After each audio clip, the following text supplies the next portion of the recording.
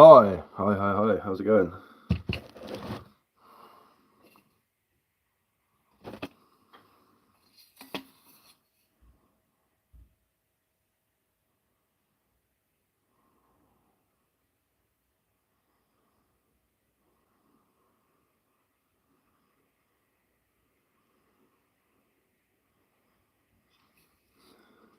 What am I doing? I'm fixing this old blow lamp. It's like an old school blow torch. Nothing much. What, you're not doing much, are you? Fair play, man. It's one of those days, isn't it? It's a day for tinkering. It's very grey outside. It's not an outside day, is it?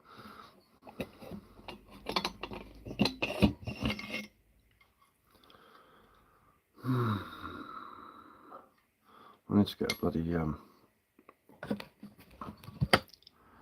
wrench on that, I think, to get that off. That's going to be a bit annoying. I don't want to scratch it up too much. I'll just give it a scrub down.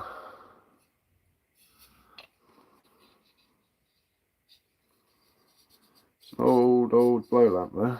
It's been around for a while. Just managed to get the bit out where the paraffin shoots out. Just about. I've got to try and clean that out now. I've got to find something to clean it with. That's going to be a bit annoying, but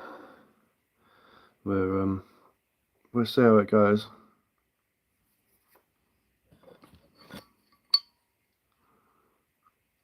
What your name is? Bushcraft Sussex. That's what my name is.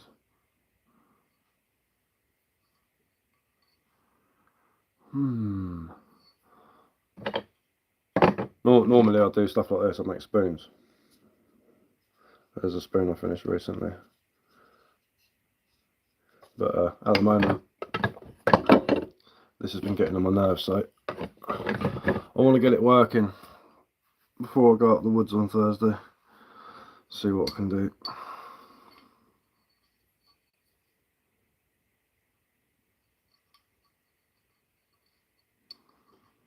Now I need to see if it'll hold pressure. Otherwise I'm going to have to replace the washer inside the pump, which is the annoying bit because I can't get the pump off. But we'll see what we can do. If not, I might have to ring my mate up and borrow some tools off of him.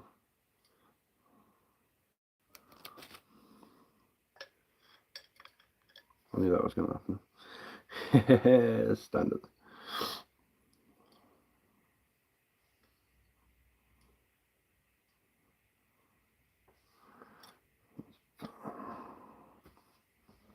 This is going to be frustrating. But how is everyone on this fine Monday morning?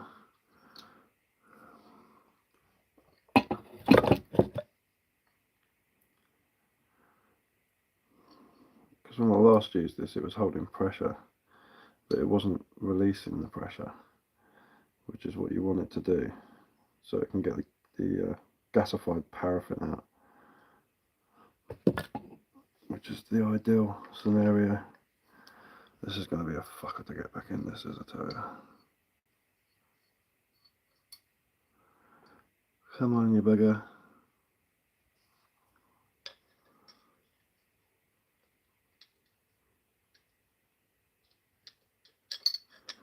Yeah, I'm going to have fun with this. Probably end up throwing it across the room.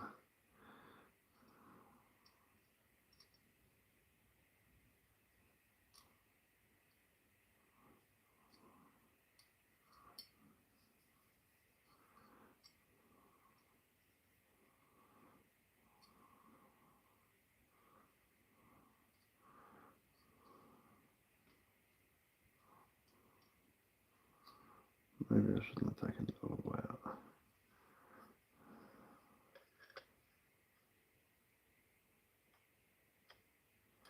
Nice and delicate. There we go. No, don't come out.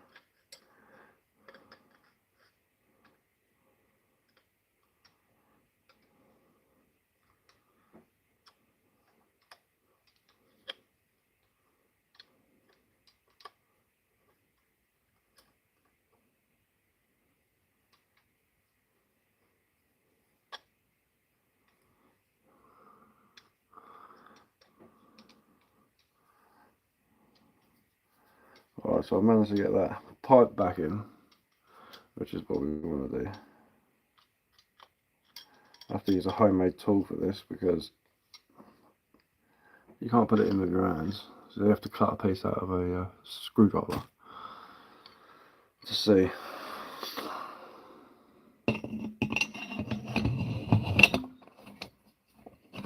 Now I wonder if I can get this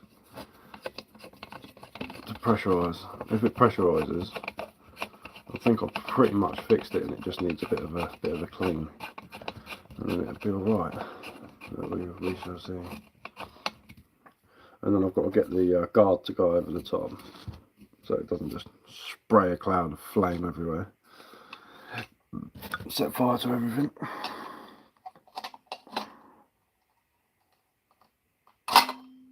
There we are.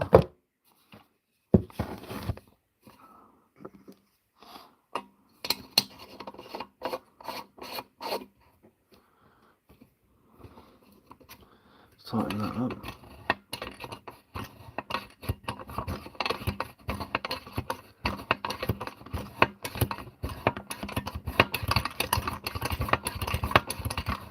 I think that washer's going to need replacing this. Oh no, it's pressurising, which is handy.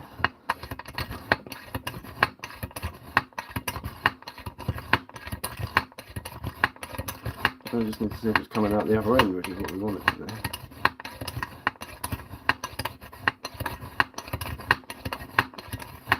We shall see, we shall see.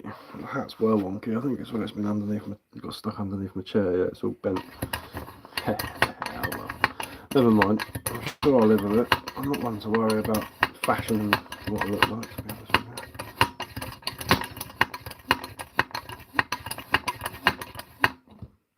Wait for his. It's building up pressure, but there's not enough to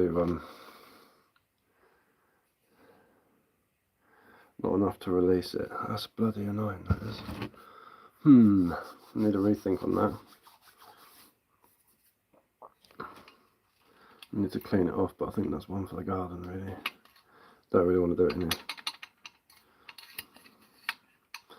But if anyone knows what this is what they used to use before they had gas blow torches. And what you do is you take the cap off, fill it up sort of halfway with paraffin, pump the life out of it so it pressurises, and a fine stream of paraffin comes out the end here, which I think I'm going to have to adjust at the back. And you've got a case that goes over the top and it shoots a flame out, and that's basically how it works. I need to find the guard for it though, that's the thing, which is in the shed somewhere, but I'm not too sure because the shed's full of wood, so I might have to dig everything out the shed so I can find one piece of this. But I reckon I can get it working again. I want to bring all the brass back. Now, what do I use? Wall or really fine sandpaper? What have we got here? 240. That might do it.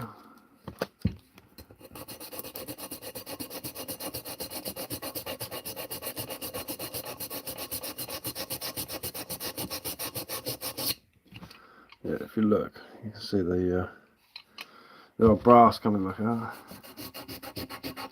Maybe some brass over there, or some toothpaste.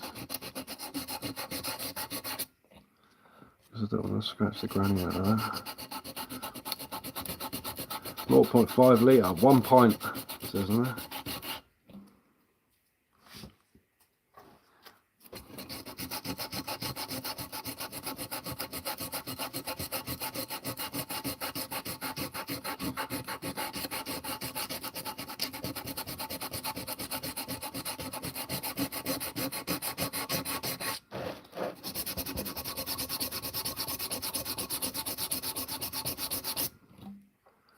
I don't think that's going to scratch it too much, to be honest with you. I think that might be alright.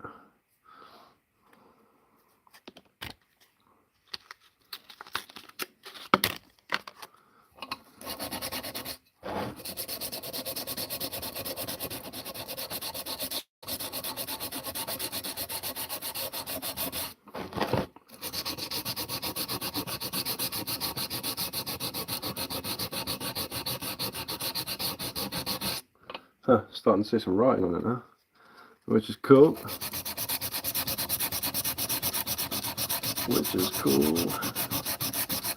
So this is not what I normally do. I normally do a lot of wood carving, a lot of woodwork on my lives. But I had a bee in my bonnet about this, and I wanted to make it look really nice.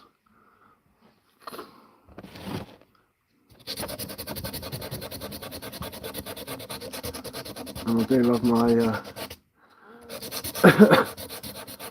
old school tools. You don't get much more old school than a paraffin blowtorch. And look, can you see all the writing? We shall make you look new again.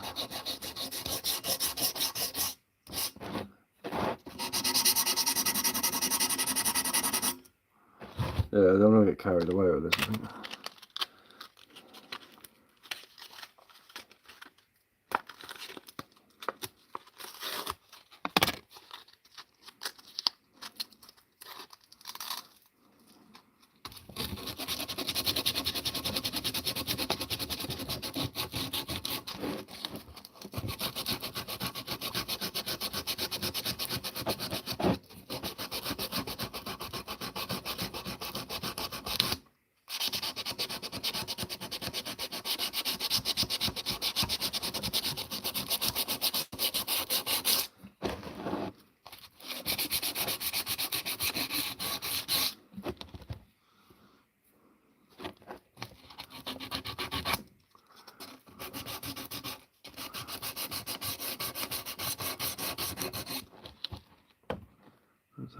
Just leaving slight little scratches on it.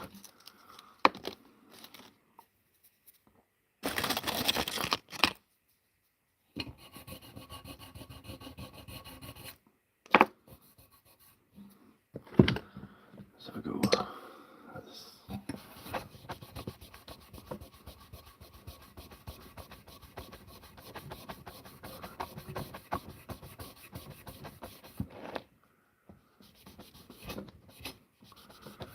yeah, I think I'm going to have to get something a little less abrasive to clean the top of that, but we can get that looking good again. Make her work, and I can blowtorch some of my work. And I'll do like a spoon or an axe handle or something like that. I can give it some flame to let the get the grain to pop out. I think that's going to look really cool. But yeah, anyone who's interested in my carving, I finished that last night, which is a wooden spoon with a barley twist going down the handle, which I think is going to be well, like my 400th spoon that I've made. But this thing, once I get it going, I need to have a word with my mate. Maybe if I scrub it with vinegar, maybe it'll take that layer of dirt off of it. I need to speak to my mate. I'm not really one who deals with metal normally. I'm a woodworker. I work with wood. There's a walking stick that I made with a barley twist in it. I wonder what that was then. It's a bit of bark. I was thinking, but yeah, there's a walking stick that I made. I need to make another one. My nan wants one. But I need to go out the woods just because I need to get a thinner piece of wood because she's a little old lady, and this might be a bit too heavy for her if I go with that one. So I need to get on the case. On Thursday I'm going up the woods. I'm going to try and go live, and I'm going to be making a few things up in the woods, and yeah, doing a bit of forestry work, having a fire, cooking some pork. I think it'd be good. Oh, okay, look, anyone who doesn't follow me, this is a wizard face that I carved into a bit of a Christmas tree, just to keep myself occupied. I might start another one of those. I need to make some little ones for the Christmas tree, just like little like Father Christmases or reindeer or something like that. The missus wants me to do. I wonder if I can just split off some flat planks and do some flat carvings. That might be an idea. Use a bit of hazel like that, obviously not with the burn marks in it, but in fact I'm going to need that on Thursday to start a fire. Oh, where's the rest of you? Because I want to do a decent fire.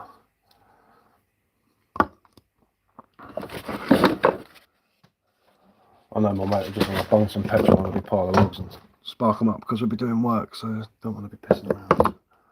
I like pissing around in the woods. The more time something takes you, the better. I think the more effort you put into it.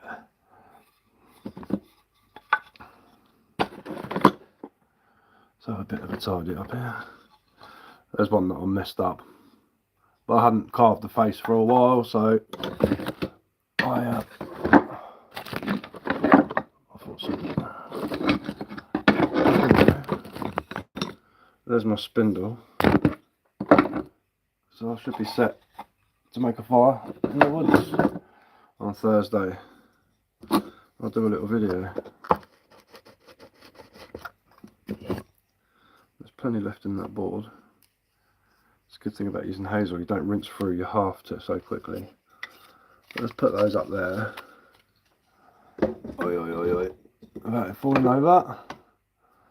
And I've got to try and think of what I can do to clean that paraffin blow lamp. I need to sharpen up these tines as well to make a pressure flaker for napping flint. I've made my bopper, just got to make a pressure flaker, and then we'll be good as gold. I really should start something or finish something. Got a bowl here that I started carving. I need to get on the case with that. I need to finish carving the outside. I only carved it with an axe on the outside, so where am I from? I am from West Sussex. That's where I'm from. That is where I am from. West Sussex.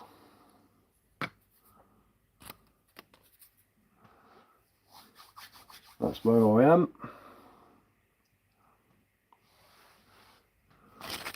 I need to put this out of the way of the kids when they get back, because they love trying to mess up my stuff. Never heard of that. It's in England, mate, right down the bottom of England. Where are you from?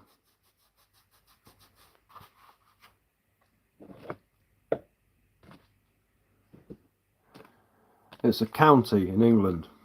If you're not English, you probably won't know it. But it's next to East Sussex, funnily enough. And Surrey and Hampshire. Salt River, is that in America? I'm assuming. Is that American? I'm right down the bottom of England, in the middle, right at the bottom. That's where I am. That's where I'm from. I normally do stuff like this, but I was messing around with a blow lamp. I carve spoons mainly. These ones have got barley twists in them. There's another one with a tighter twist. And there's another one. From native lands. Oh, awesome. Sweet as a nut, man. Sweet.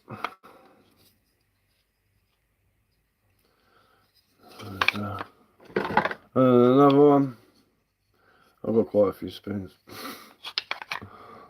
And this is my latest one as well, which is made out of a spalted piece of ash, so it's got that beautiful colour.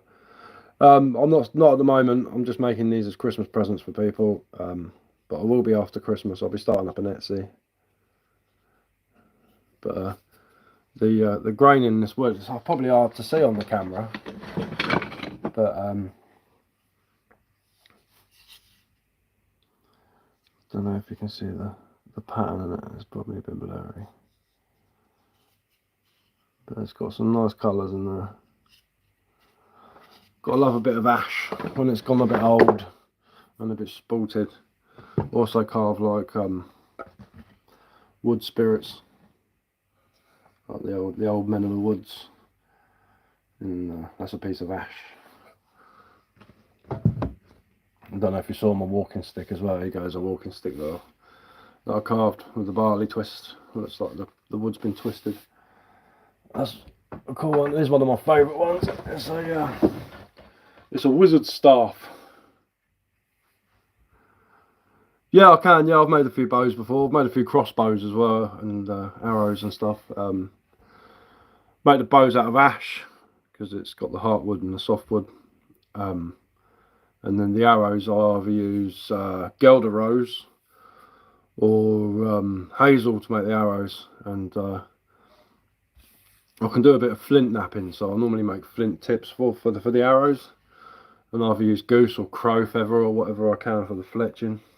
I'm not brilliant at it, but I made a bow. It was £75 draw, and it still works. So I didn't do a bad job on it if it still shoots. But it is a wizard staff, and his beard goes around the staff all the way down to the bottom. Morning, man. How's it going? How you doing? How much will I charge for what? It all depends on how long it takes me to do stuff, and I don't think I'll be able to ship out to other countries because it's well expensive, and I'm not a man of much money.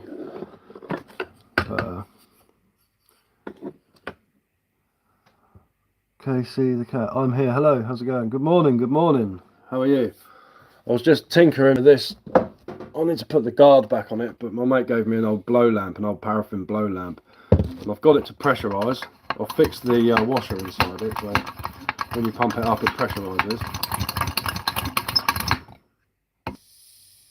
Hear the hiss? That means it's working. I've got it to pressurise. You'll pay shipping. Oh, fair play, man. Give us a shout after Christmas. Leave a comment on one of my videos, and I'll see what I can do for you. But yeah, the old paraffin blow lamp. What, one of these? One of the old blow lamps? You can pick them up fairly cheap, I think. This is an old one that was made in Sweden. I need to give it a good clean so the brass is all shiny again. I'll drop me an email. Okay. I don't actually have any email address that I can remember. But as I said, if you leave a comment in one of my videos closer to the time after Christmas, I'll see what I can do. I need to find a decent, big old decent bit of flint now. It's driving me nuts. I went up the woods the other day because our hills are made out of flint and chalk, and I couldn't find a decent sized bit that was ringing out properly. They're all very dull when you hit them. Didn't have that ring that you're looking for when you're napping flint. But I've made my bopper out of a deer antler for taking flakes off, and then a pressure flaker for shaping. I mean, does it have to be straight? I just need to saw that bit off, otherwise it's going to cut into my hand while I'm doing it. Sand it down a bit so it's a bit pointier. No, that's going to be fine. That's going to work all right. You've got the flint in your hand like that, and you just pop little bits off. The old deer antler works wonders. Works wonders. I should really start carving something, but I'm pretty knackered, to be fair. I didn't really sleep well last night.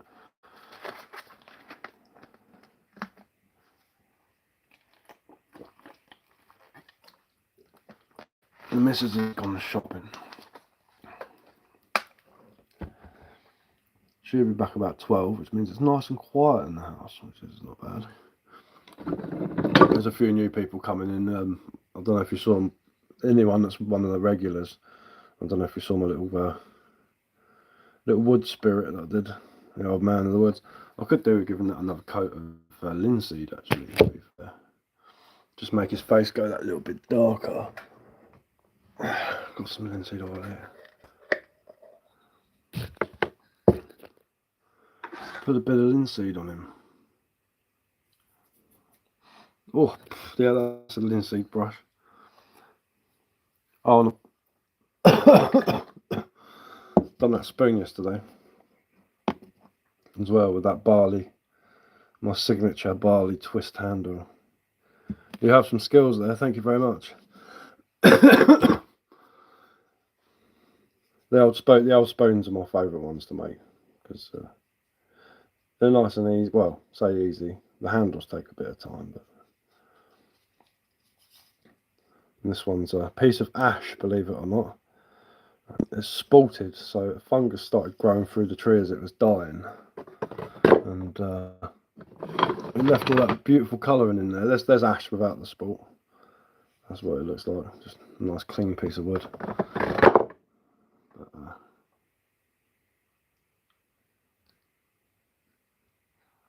let's give him a second coat.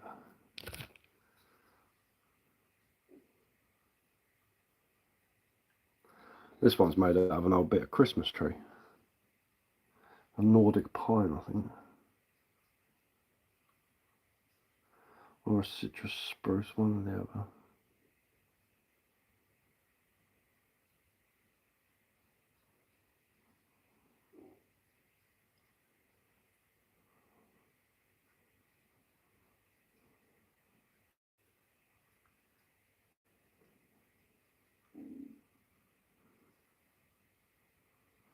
In February I should be going up to the woods. It is beautiful. I would give him a name. Yeah, that's a good point. I could think of a name. Could come up with a name for him.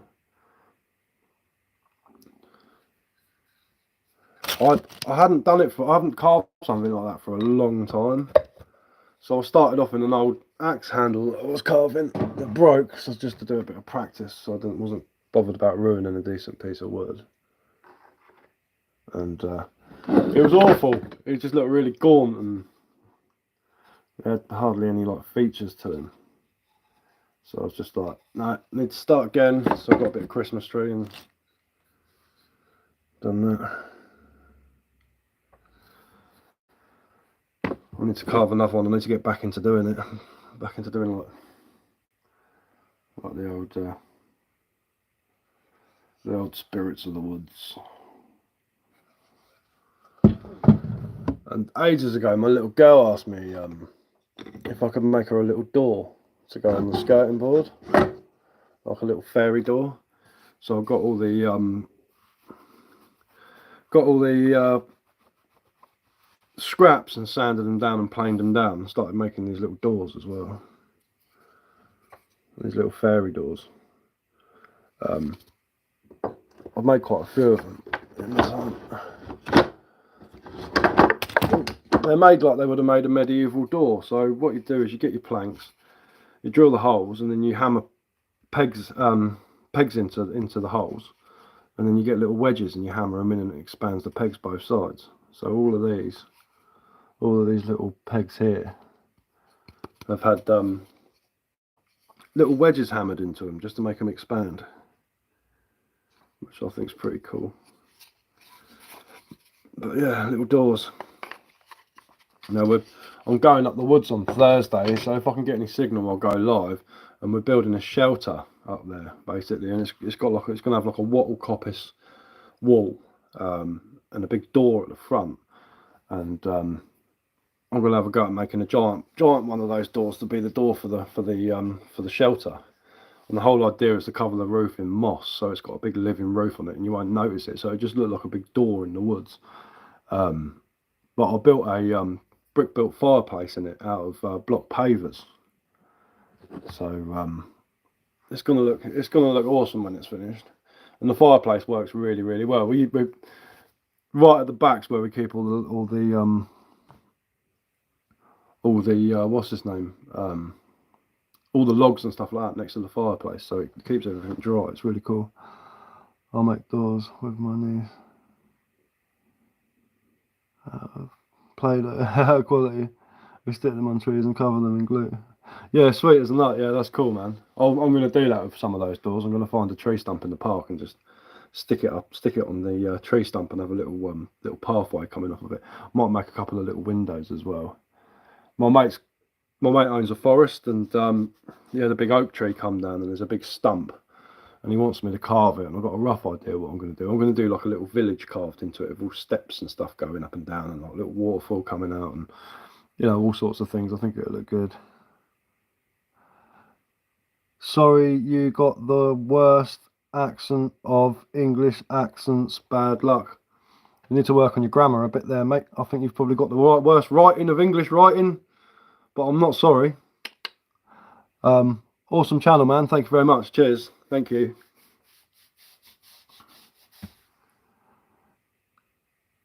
Yeah, I'd work on your punctuation and the way you write things first before you start trying to mock people. And it is just poorly integrated basic observational mockery at the end of the day, so never mind. I'm sure you'll get over it. Sorry, you got the worst accent of all English accent. Bless him. Oh my goodness, I can't hear an accent. No, well, that's it. It depends where you're from, really, isn't it? Good morning from Plymouth. All right, mate, how's it going? Do you own many called Bushcraft knives? Not really. I've just got Bushcraft knives. I've just got an old Highlander, an open L, and a couple of Moras.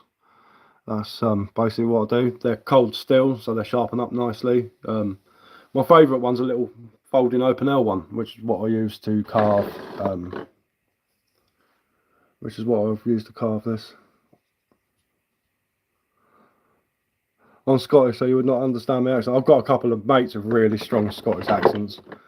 The only one I struggle for understanding is the old Irish bricklayer that I know. Sometimes he just can't quite grasp what he's saying.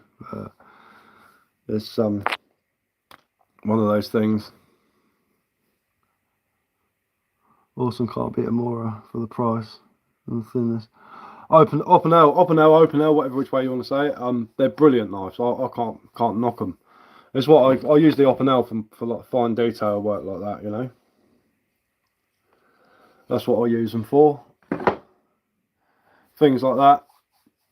They use the Mora for more like, because it's more pointy. I use it for doing more sort of stuff like that.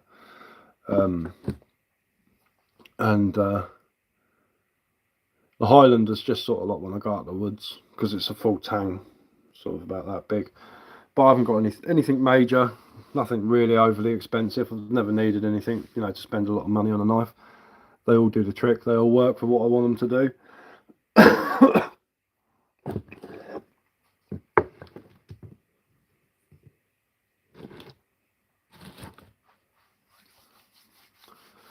They all do the trick. I use a lot of gouges and chisels and stuff like that as well. And I've got a Mora crook knife. Well, I've got 2 crook knives, but one of them Mora. I'll take your advice on getting a silky saw. Expensive, but work it tops up. They're amazing. I'd say them and Baco. Is it Baco? I think they're called. Are the best saws you can get your hands on. Silky is probably better. They go through wood like butter. They're really, really cool. Especially like the big, like metre long one, the Silky Katana Boy. I mean, that would go through bloody like a foot log, you know. Really cool, but they're about 200 quid last time I checked, or maybe about 180. But, yeah, they're definitely like recommendations for knives. I'd probably say Mora because they're cheap. Axes, I'd say Grantsford's Brucks because that's an axe for a lifetime. And saws, silky all the way. My mate's got an old French logging saw, big double-handed, you know, like the double-handed ones that you pull back and forwards. That's a monster, that is, but you can't really stuff that in your bag. Silky teeth are incredible. They are really, really good. Definitely shut dopey guy up. I'm laughing at his picture. Bet he has no idea about it, but thinks he does.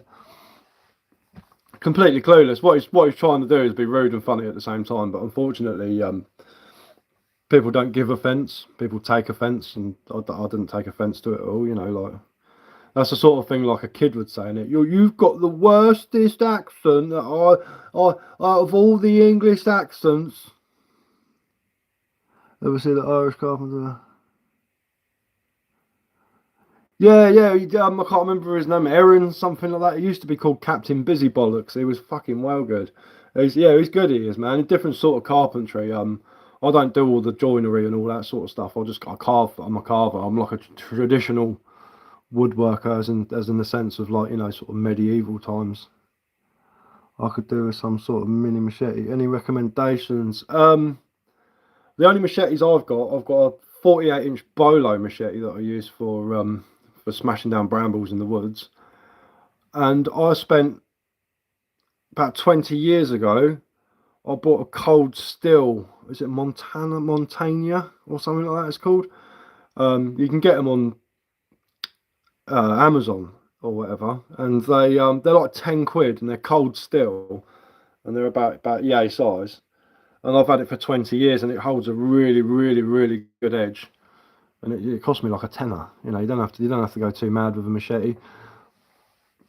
Or get a parang. Parangs are good. Nice, decent sized parang. It depends what you want to do with it, really, to be honest with you. I mean, the only reason I bought a machete was because obviously I'll look after a forest, and they're really handy for cutting down brambles. Other than that, I couldn't really see a use for it. I'd use it for like trimming the hedge at the bottom of my garden sometimes. I was just teasing, mate. We can't all have Yorkshire accents. Ah, you speak like you got stones stuck in the back of your throat. Ah, fair play. That's all right, guys. It's all right. I'm sure you'll get over it. Going down the road. Gonna drink some Yorkshire tea. Yeah, it's all right, mate. It's all right.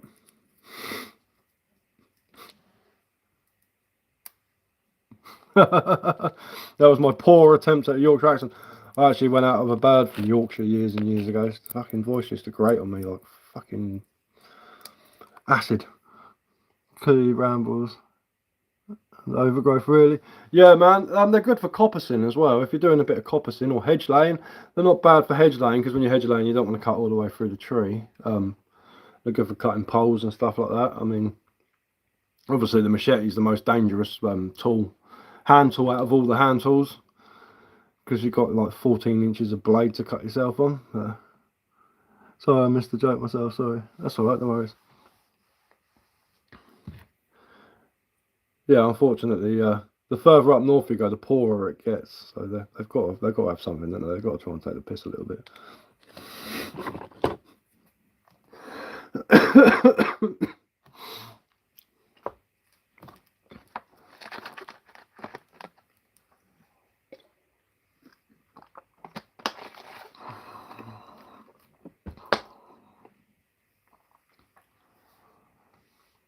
What we got? Oh, have I gone blurry? Have I gone blurry?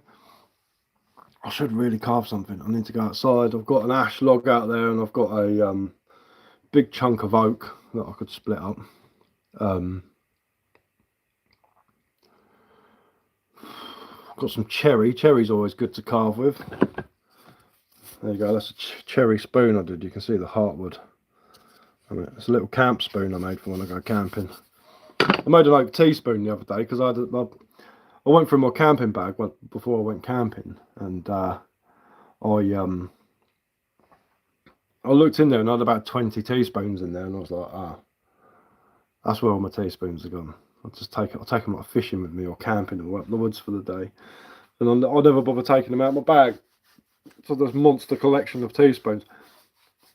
So I made a little oak one for when I go camping. I thought it would do.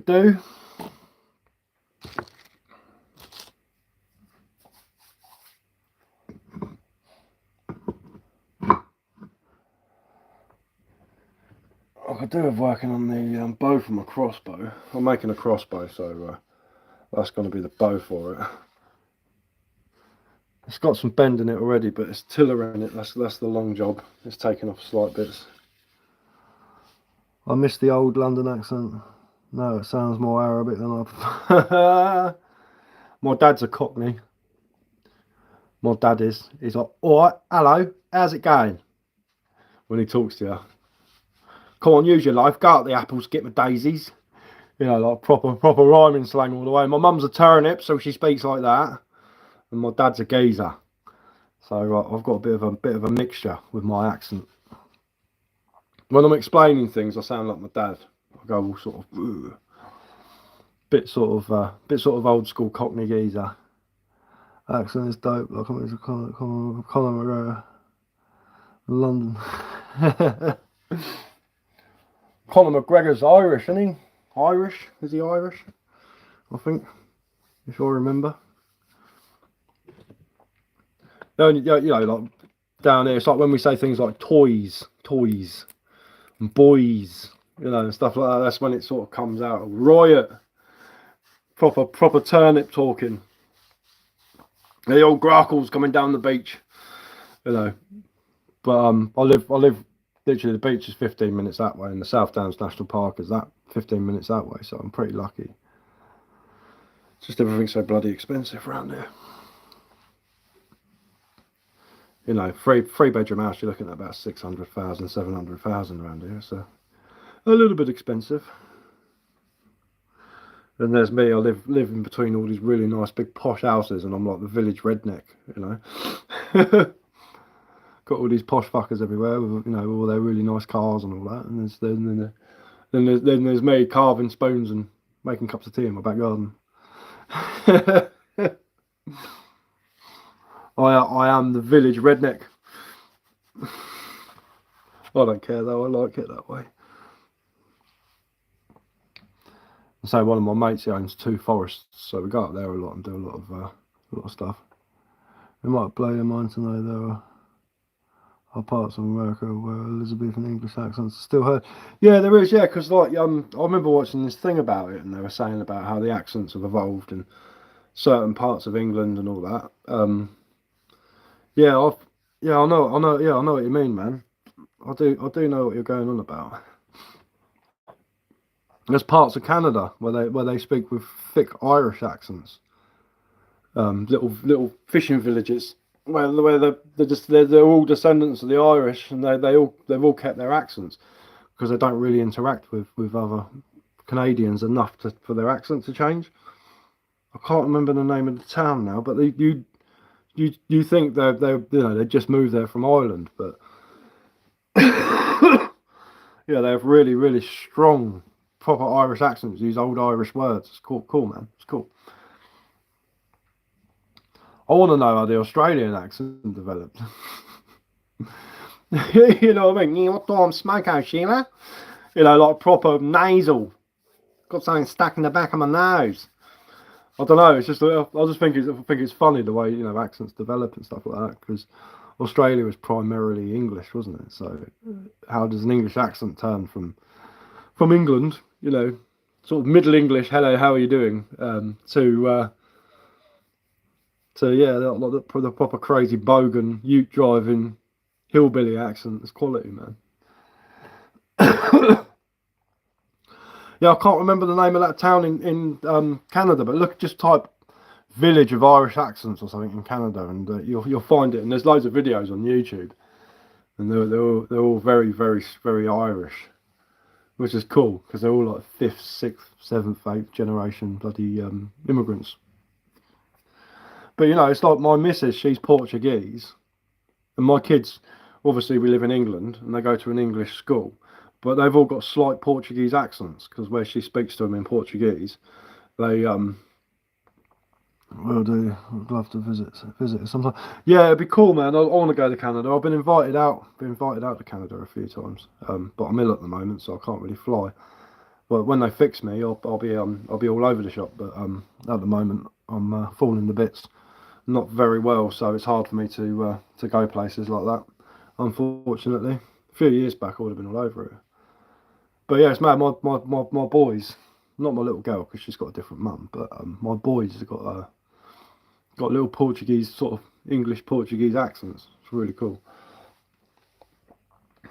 They can speak Portuguese. They can understand more Portuguese than me anyway. Let's put it that way. I should know it really, but. I'm like typical English bloke. It's like, no, learn my language, please. I don't want to learn yours. I can understand. Like the problem with me is the pronunciations, and I get embarrassed if I mess up because my missus laughs at me. So, not in like a piss takey way. She just thinks it's quite sweet that I talk, like talking like a toddler when I'm talking to her. So. I could, if I'm in Portugal and people are talking to me, like they talk to me, and I'll just sort of go, yeah, and I'll talk back to them in English, and they're like, we understood what I was saying, and I was like, yeah, but I can't. A bit too embarrassed to try and speak it because every time I do, people sort of smile at me. So it's crazy, man. Maluk. But yeah, I'll just you get by when you're in Portugal. There's always someone who speaks English. Some of them not so well, but. Well, when my missus, when I first met my missus, her English wasn't brilliant, but we got by obviously, but it just wasn't as good as it is now. Now she's like swearing in English and talking in English, but sometimes she says something and I'll sort of giggle. Like I remember years ago, it's probably about 7 years ago now, and it was going to rain, and she's like, "Oh, look at all the clowns in the sky." I'm like, "What?" She's like, "Clowns," and I was like, "Clowns," and she's like, "Look," I was like, "Oh, clouds." She's like, "Oh yeah, that's the one." It's like, yeah, there's a circus up there. Oh, Coco's up there dancing. Yeah, that's a place I can't go to at the moment either. I can't fly anywhere. I can't go to Portugal, which is frustrating because it's one of my favourite places to go. Sitting there in the sun, drinking beer, enjoying myself. Can't really argue with it, but when I'm all done and dusted, that's starting to dry now. It's bringing out some colour on her. Bringing out some colour. Well, I'm going to jump off because normally I actually do stuff while I'm on live, and I'm not actually doing anything except for sitting here yammering away. Brazil, Missy, be fun. Must be fun for you guys. I've never been to Brazil, but yeah, Brazil would be awesome, man. They speak slightly different Portuguese in Brazil. Portuguese always moan. It's like Americans and English, American English and in English. It's the same with Portuguese and Brazilian. They get a bit they're like, why are they saying it like that? You don't say it like that, because the Brazilians they talk really fast and they're really sort of passionate about absolutely everything they do, especially when they make food. They just go over the top with their food. It's quite funny. Whereas Portuguese is a bit more sort of sober and a bit more sort of sensible way of talking. Very yeah. They like the Brazilians, they say oi for hi, oi oi. Where Portuguese always say like good morning, like bom dia, boa tarde, or boa noite. They won't go oi. Like Mexicans versus Spaniards, yeah, sort of, yeah. It's the same. It's different. They can understand each other. They can talk to each other fluently, but just some of the words are different. As I say, like Americans, English, you know, it's just sort of you know, they when you say nappy, they say diaper, but then a diaper cloth was what the king used to wipe his arse on. So you know, I mean, it's actually a type of cloth. But you know, they say sidewalk, we say path. You know, it's I'm not going to do that joke. I can't do that joke on here. I'll probably get blocked. It just popped into my head. I was like, no, I can't make that joke. It's far too savage. But yeah, yeah, I'm going to jump off, make myself a cup of tea, and do a bit of washing up and stuff like that from breakfast, and when the missus gets back, or help her unload the shopping. But anyway, all right, I'll see you guys later. Anyone that's still on, thanks for watching me and all that, and enjoy yourselves.